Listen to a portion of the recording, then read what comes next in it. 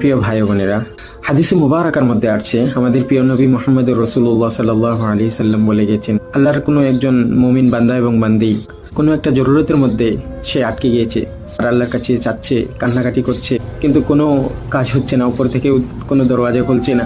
তো সে মনে করছে যে না জানি আল্লাহ কেন নারাজ হয়ে গিয়েছে।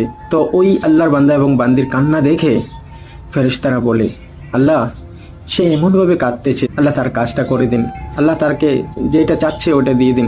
তো আল্লাহ তাআলা ফেরেশতাগণকে উদ্দেশ্য করে বলেন, এই ফেরেশতা, সে যেইভাবে আমার কাছে চাচ্ছে ওই চাওয়াটা আমার কাছে অনেক পছন্দ হচ্ছে, আমি তাকে অনেক ভালোবাসি, তার কান্নাটাকে আমি অনেক ভালোবাসতেছি। হাদিসের ভাষা আছে ইউহিব্বু আন আসমা হানিনাহু, তার কান্নাটা আমার কাছে অনেক পছন্দ, তাই আমি তাকে দিচ্ছি না।